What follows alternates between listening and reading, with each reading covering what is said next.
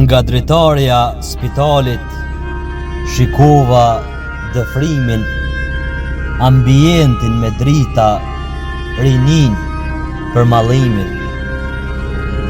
U ktheva, u ula një lët te krevati, një lët pikoj curel, edhe te jastaku.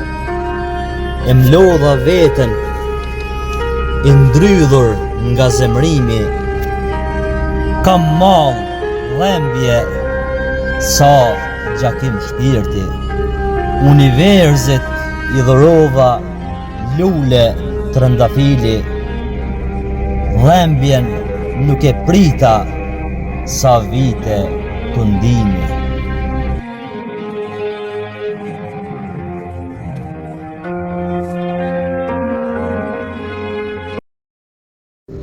Kam kalu faza jete, beteja Antraktiku, shpesher i heshtur, e nga jeta i shtrydhur.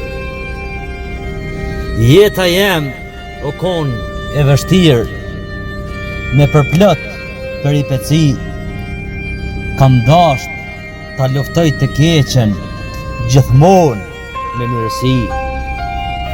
Shumë gjona i majta mrena, paka shumë diskrete, i busqesha jetës edhe kur kisha lot e dhembje.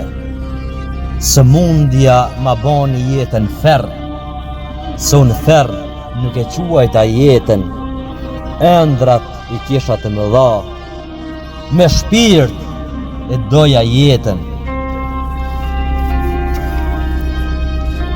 Ka fjalë që nuk thuhen, dhimbje që nuk i përthekon fjala, me lot e musha detin, se llofit as vala.